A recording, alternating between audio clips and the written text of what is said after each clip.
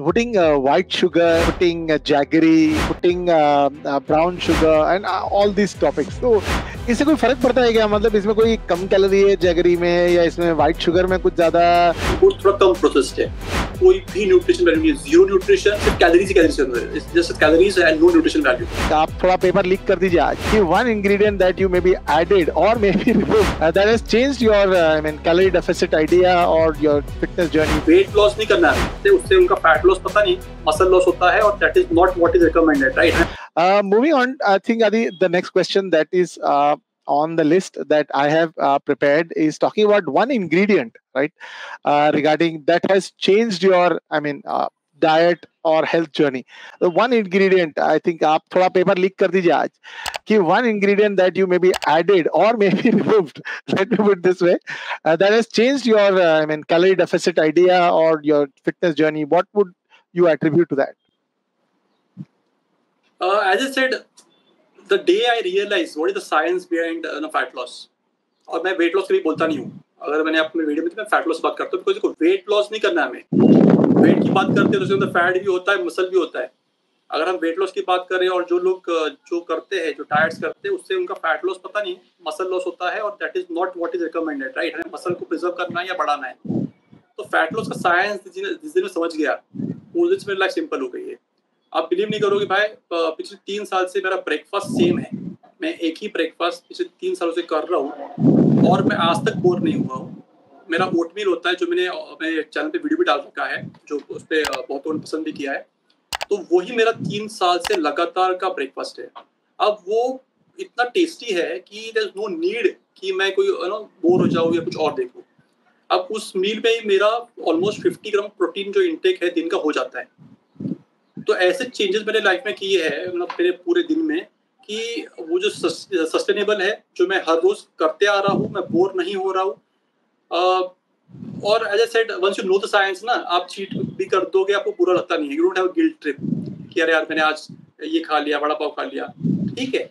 जब हम बाहर जाते हैं, you don't have you feel like चलो एंजॉय करते हैं, you can have it, doesn't matter, because you know आपने खा लिया है, आपको नेक्स्ट दिन थोड़ा कम खाना है, वो एवरेज आउट हो जाएगा।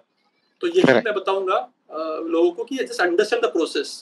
Once you know it, you are in control of the entire fat loss journey. All right.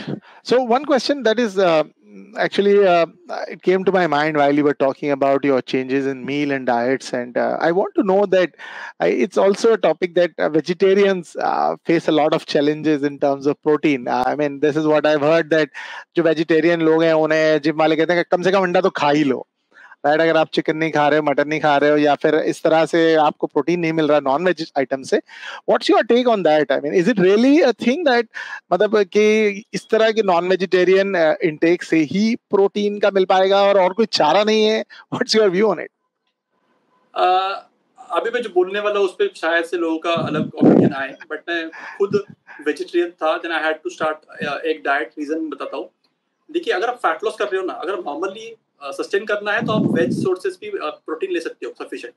अब इसके लिए पहले बात तो समझना पड़ेगा कि हमारे बॉडी की एक डेली रिक्वायरमेंट है प्रोटीन की।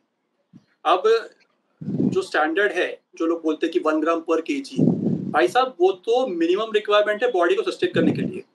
वो इज नॉट डिजायरेबल, वो तो होना ही चाहिए। अगर आपको फिट रहना है, मसल बिल्ड करना है, तो आपका तो पर ग्राम की बात करूँ तो कम से कम 1.4 to 1.6 ग्राम कम से कम आपको कंज्यूम करना है, that is compared to your body weight. तो आपका अगर वेट 70 kg है तो 1.4 to 1.6 टाइम्स ऑफ दैट, वो 130 to 140 grams protein per day consume करना है आपको। अब देखो, सीधा बात करता हूँ, जो नॉन वेजिटेरियंस है वो बहुत लकी है, बिकॉज उन्होंने, आप चिकन खा लो, फिश खा लो, ये प्योर प्रोटीन सोर्सेस है, उसमें ज़्यादा कार्ब्स भी नहीं होते। आप कंज्यूम करोगे, आपका जो डेली कोटा है इजीली वो कैलोरीज, कम कैलोरीज में हो जाता है। As I said, fat loss करना है तो कम कैलोरीज कंज्यूम करनी है, राइट? अभी वेज सोर्सेस में क्या है? पनीर, सोयाबीन, यही प्रॉपर फुल प्रोटीन सोर्सेज है, कंप्लीट प्रोटीन सोर्सेज। लोग बोलते हैं दाल, ये पल्सेस वगैरह, वो कंप्लीट प्रोटीन सोर्सेज नहीं है, ठीक है? वो आप मिक्स करके खाओगे तो, बट अगेन 100 ग्राम दाल में होते हैं 40-60 ग्राम प्रोटीन, पर आप 100 ग्राम दाल एक टाइम पे नहीं खा सकते हो। आप हार्डली जब बनाओगे कितना खाओगे? 10 ग्राम, उसमें कितना प्रोटीन मिलेगा? तो अगर आपको फिर आपका जो कोटा कंप्लीट करना है तो सिर्फ वेज सोर्सेस होता नहीं है, बट उसके लिए ऑप्शन है। अगर आपको कंपल्सरी नहीं है आपको वेजिटेरियन तो एक खाओ, कोई जरूरत नहीं है, then you have to go for supplements. अब सप्लीमेंट में एक बहुत बड़ी प्रॉब्लम पता है भाई यही है कि वे प्रोटीन से इतनी जुड़ी मिथ्स है कि उस पर अगर मैं अलग से वीडियो बना दूं। वे प्रोटीन को लोग इतना मतलब मेरे घर पे भी जब हम यंगस्टर्स थे तो वही था कि भाई वे प्रोटीन नहीं खाना है, वो पाउडर का डब्बा नहीं खाना है, जबकि लोगों को ये सिंपल कंसेप्ट पता नहीं कि वे क्या है। भाई साहब, जो मिल्क हम पीते हैं, काउ मिल्क या बफेलो मिल्क, उसके अंदर केसीन होता है और वे होता है, राइट। अब सरप्राइजिंग मैं बात बताऊंगा कि जो मदर्स मिल्क होता है, जब बच्चा पैदा होता है, जो माँ का दूध पीता है, उसके अंदर 80% वे होता है, 20% केसीन होता है। और जो गाय का दूध होता है उसके अंदर 60-40 का रेशियो, मतलब ऑब्वियसली केसीन ज्यादा होता है और वे कम हो जाता है।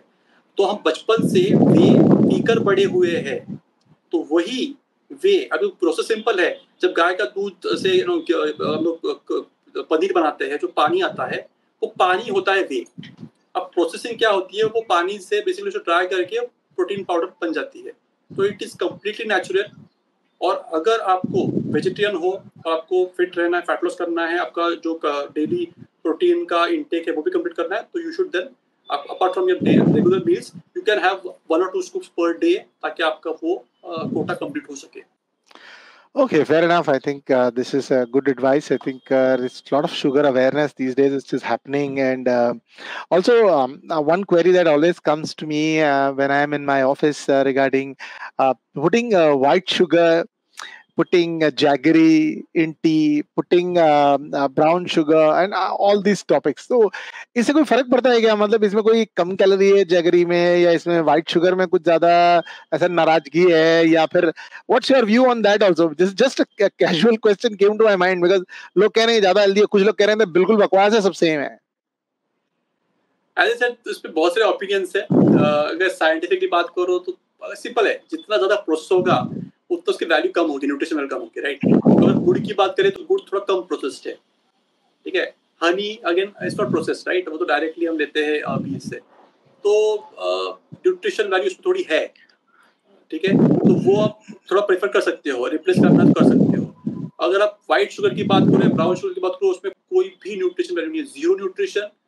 That's why it is considered as सिर्फ कैलोरीज ही कैलोरीज है, it's just calories and no nutrition value. Like I know sometimes people can't have tea without sugar, तो आप you can replace that with this क्या आता है, ये zero sugar का आता है ना, sugar free। तो शुगर फ्री में कुछ नहीं है, तो सुक्रोज है, फ्रुक्टोज जो नेचुरल शुगर होता है वही होता है, उसमें बेसिकली कैलोरीज नहीं होती है, and it is not harmful for your body. Again, as long as you take it in moderation, moderation is the key for anything you do. Healthy है इसलिए गुड़ भी खा लिया बहुत सारा तो दिक्कत हो जाएगी। हनी भी आपको एज यू नो 1 चम्मच खा लिया, ठीक है, you can't have it excess. But या अगर आपको रिप्लेस करना है तो व्हाइट शुगर, ब्राउन शुगर तो कोई पॉइंट ही नहीं है, they are useless. Honey, I think it has health benefits, it has medicinal benefits. गुड़ में भी है, तो वो आप एक पोर्शन में खा सकते हो। और अगर आपको बहुत से खाना ही है, चाय पीनी है, तो आप उसको शुगर फ्री यूज कर लो, एक कप पिल, कोई इशू नहीं है। ये मेरा मानना है।